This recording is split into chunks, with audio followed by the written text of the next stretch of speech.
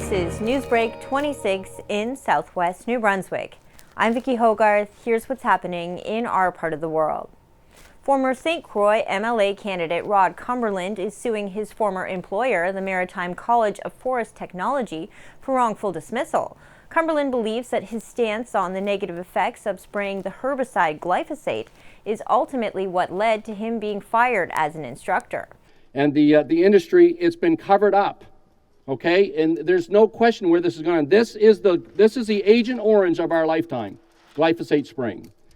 Cumberland's highly anticipated court case was scheduled to begin April 4th, but has been postponed to August 22nd due to the judge contracting COVID-19.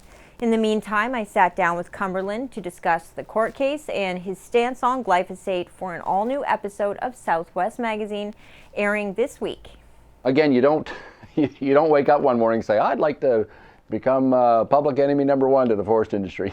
And actually, and I always try to say that to people, like, I have nothing against the forest industry. My dad was a blue-collar diesel mechanic for a GP for 30-some years, and I work in the woods. It's not about shutting down or stopping the forest industry. And even if we stopped using glyphosate, the industry is not going to stop. I mean, Quebec banned it back in 2001, and the industry is still going.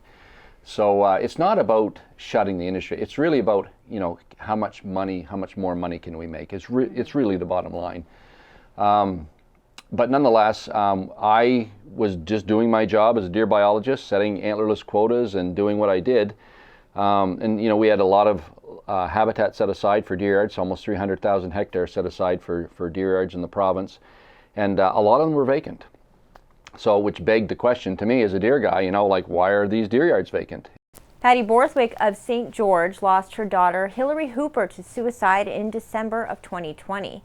To honor Hillary's memory and to celebrate what would have been her 29th birthday, Borthwick and a group of community members, including Hillary's friends, organized the second annual Hillary's Hope for Hunger in downtown St. George on Saturday, collecting food and monetary donations, with all proceeds going to the St. George and Area Food Bank.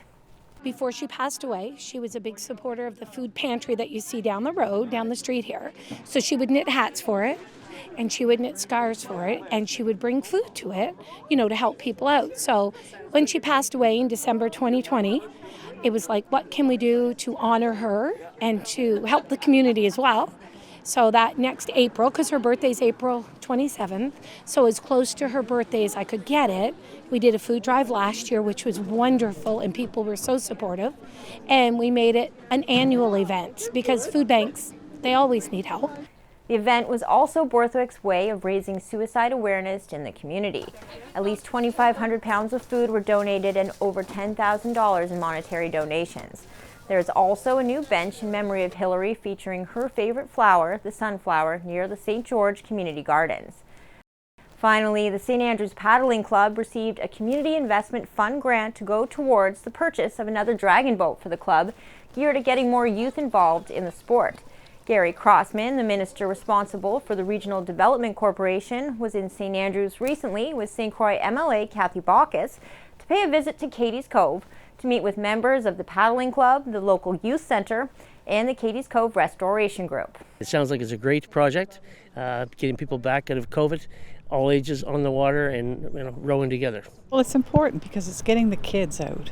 After 2 years of not being able to do anything, go anywhere, play, it gets them out on the water, it gets them an activity, gives them some skills, develops teamwork. It's wonderful. Just a great project. That's all the news I have for you. For more stories and online exclusives, follow us on Facebook at CHCO.TV. A news and public affairs production of CHCO-TV, New Brunswick's only source for independent community television.